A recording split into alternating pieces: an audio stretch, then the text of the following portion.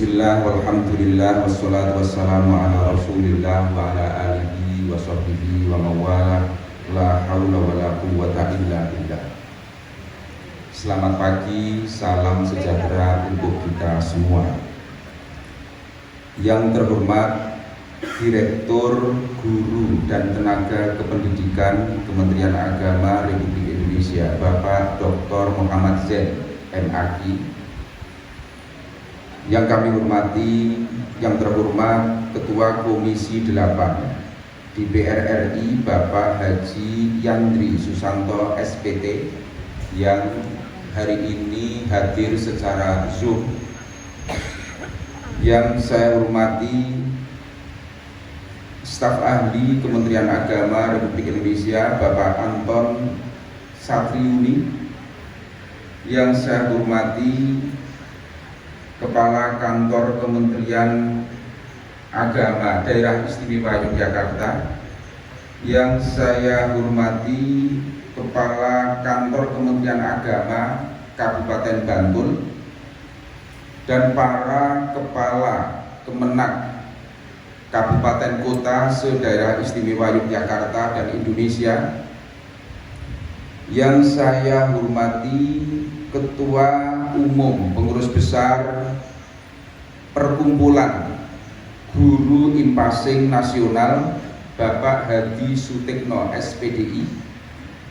Yang saya hormati Ketua Panitia Muktamar kedua PGIN, Bapak Parna SH dan seluruh jajaran panitia.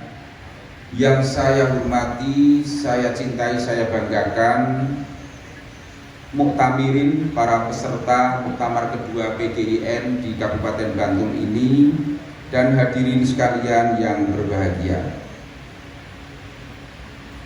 Alhamdulillah, puji syukur kehadirat Allah Subhanahu wa Ta'ala, Tuhan yang Maha Kuasa. Pada pagi hari yang cerah ini kita dipertemukan dalam keadaan sehat di pendopo kantor Bupati Bantul untuk mengikuti Muktamar kedua PGIN.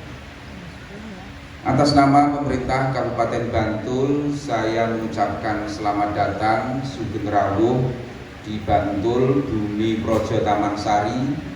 Teriring harapan mudah-mudahan kehadiran Bapak Ibu dan saudara-saudara sekalian di Kabupaten Bantul ini akan membawa kesan yang baik, membawa manfaat bagi kemajuan madrasah dan kesejahteraan guru-gurunya, terutama guru Impasing. Bapak Direktur dan Bapak Ibu sekalian yang saya hormati, hubungan antara guru madrasah dengan pemerintah Kabupaten Bantul ini telah terjalin dengan baik dan harmonis, bahkan mesra. Ada riwayat yang cukup panjang kenapa hal itu terjadi.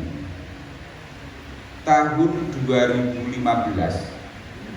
ini rahasia ini.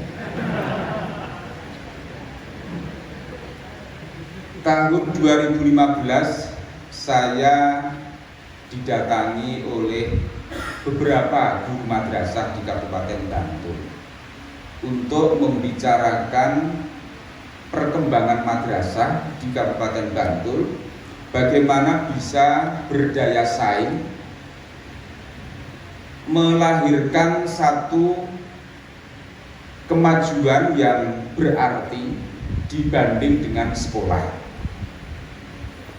Oleh karenanya saat itu kita membicarakan bagaimana nasib guru-guru madrasah hanya di Kabupaten Bantul saat itu, sehingga terciptalah satu kesepahaman antara saya dengan guru-guru madrasah, bagaimana madrasah bisa kita tingkatkan daya saingnya dan kita tingkatkan kesejahteraan guru-gurunya.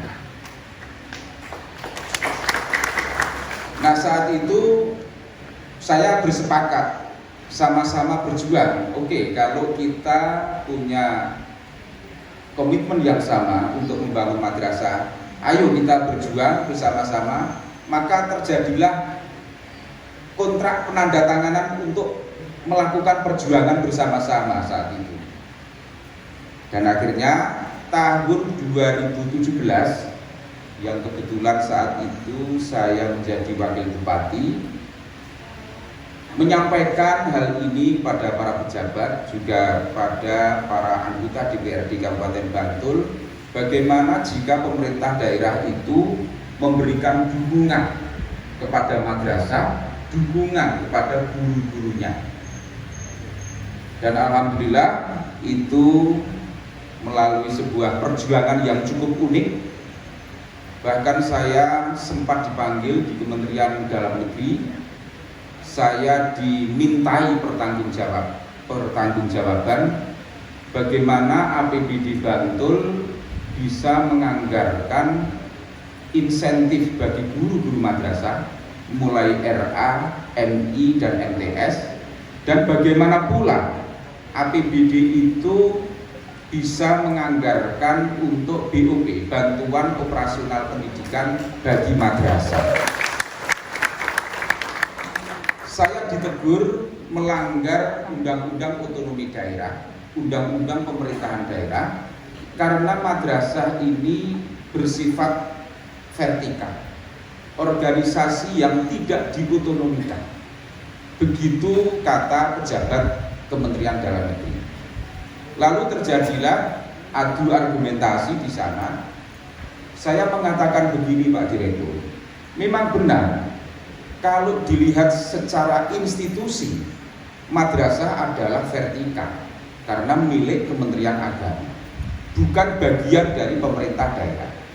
Memang benar secara institusional, tetapi secara fungsional madrasah adalah melaksanakan fungsi pendidikan, di mana pendidikan itu bagian dari otonomi daerah. Nah, lalu para pejabat Kementerian Dalam Negeri itu lama sekali menilai argumentasi saya itu, dan saya tetap bertahan karena madrasah di Bantul mulai RA, MI, MTS itu juga mencerdaskan anak-anak Bantul. Di satu sisi mereka telah menjalankan salah satu fungsi otonomi daerah, yaitu pendidikan. Karena madrasah juga mengajarkan matematika, mengajarkan IPA dan lain sebagainya. Tidak ada bedanya dengan SD, SMP, SMA. Nah, karenanya maka harus diperjuangkan prinsip keadilan kesejahteraan guru-gurunya. SD, SMP, SMA, TK di Kabupaten Bantul sejak zaman dahulu kala itu sudah mendapatkan perhatian dari dua sumber. Pertama dari APBN melalui BOS, ya. Kemudian melalui APBD melalui BOSDA. Itu SD, SMP, termasuk TK. Tetapi yang RA, MI, MTS itu hanya dari satu sumber, yaitu Kementerian Agama. Tentu ini tidak adil, sehingga APBD Kabupaten Bantul mulai 2017 secara tanpa ragu-ragu saya anggarkan untuk insentif guru-gurunya dan BOP atau BOSDA bagi madrasah, baik negeri maupun swasta. Sehingga terjadilah perimbangan keadilan antara TK dan RA, MI dan SD, SMP dan MTS. Karena dua-duanya mendapatkan dua sumber yang sama. Hal seperti ini pula saya sampaikan, ya, rekan-rekan semuanya. Saya juga telah menerima laporan dari rekan-rekan guru-guru madrasah di Gunung Kidul, di Sleman, di Kulon Progo, dan itu sudah saya sampaikan pada para bupati di seluruh daerah istimewa Yogyakarta tentang argumentasi ini. Tampaknya mereka juga masih ragu-ragu apakah ini melanggar undang-undang otonomi daerah. Saya nyatakan tidak, karena nyatanya Bantul juga berjalan dengan baik, dan saya juga tidak masuk KPK gitu. Oleh karenanya ini memang diperlukan satu pemahaman, memang titik krusialnya adalah benturan antara institusional sama fungsional. Secara institusi memang vertikal, merupakan institusi pemerintah pusat, tetapi secara fungsi dia melaksanakan fungsi otonomi daerah, yaitu pendidikan. Ibu bapak dan saudara-saudara sekalian yang saya hormati, pemerintah Kabupaten Bantul memang sudah mengagendakan terjadinya kenaikan secara gradual dari tahun ke tahun, baik itu BOP maupun insentif guru-guru madrasah negeri maupun swasta. Tetapi mohon maaf dengan sebesar-besarnya bahwa karena kondisi pandemi ini mengharuskan pemerintah daerah seluruh Indonesia harus memfokuskan anggarannya untuk penanggulangan pandemi, maka jadwal kenaikan insentif maupun BOP ini sementara kita tunda. Dan mudah-mudahan di tahun 2023 nanti akan kita naikkan, 2024 akan kita naikkan, sehingga terjadi kesejahteraan yang memadai bagi guru-guru madrasah. Tentu kita semuanya berharap bahwa perjuangan PGIN ini akan menghasilkan satu capaian hasil yang maksimal melalui perjuangan di APBN, di Kementerian Agama Pusat maupun daerah-daerah di seluruh Indonesia, agar antara sekolah dengan madrasah ini memiliki kesetaraan dan keadilannya yang sebanding, setara. Ibu bapak dan hadirin sekalian yang saya hormati, pemerintah Kabupaten Bantul juga terus memberikan dukungan pada kegiatan-kegiatan non-pendidikan, diantaranya adalah tentang haji, tentang kegiatan-kegiatan para penyuluh agama. Pak Direktur, kami juga menganggarkan adanya pengembangan sumber daya manusia penyuluh agama melalui pengajian rutin. Kalau tidak salah kitab Bulughul Maram Riyadhus Shalihin itu di Masjid Agung Bantul yang dibiayai oleh APBD Kabupaten Bantul. Kami juga menganggarkan untuk dukungan terhadap jamaah haji Kabupaten Bantul, pengantaran dan penjemputan dari dan ke asrama haji Donohudan Solo, sehingga dukungan ini diharapkan akan meningkatkan sinergitas antara pemerintah daerah dengan Kementerian Agama. Kami juga setiap tahun menganggarkan untuk MTQ agar pendidikan karakter dan akhlak mulia itu bisa terus kita tingkatkan, baik di lingkungan madrasah maupun sekolah. Ibu bapak dan hadirin sekalian, kami juga menangkap adanya fenomena terbaru masyarakat Bantul, dan saya rasa ini tidak hanya terjadi di Bantul tapi di seluruh Indonesia, di mana animo masyarakat ini semakin meningkat kepada madrasah. Publik Bantul ini semakin memiliki minat untuk menyekolahkan anaknya di madrasah. Ini satu anugerah tetapi sekaligus satu tantangan.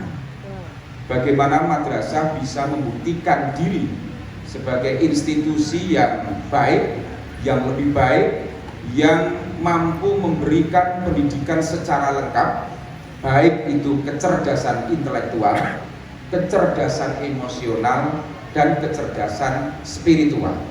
Tiga-tiganya itu ada di madrasah. Karenanya madrasah menerima animo masyarakat yang semakin meningkat. Tentu ini tantangan tersendiri bagi madrasah, bagi Kementerian Agama, dan juga pemerintah daerah. Kiranya demikian yang perlu saya sampaikan.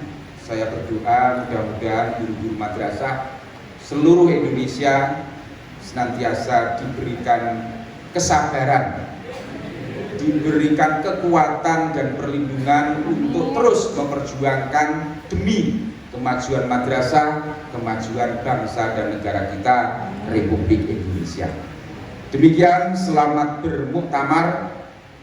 Mudah-mudahan akan menghasilkan keputusan dan menghasilkan satu rumusan perjuangan yang efektif untuk mencapai cita-cita bersama ini.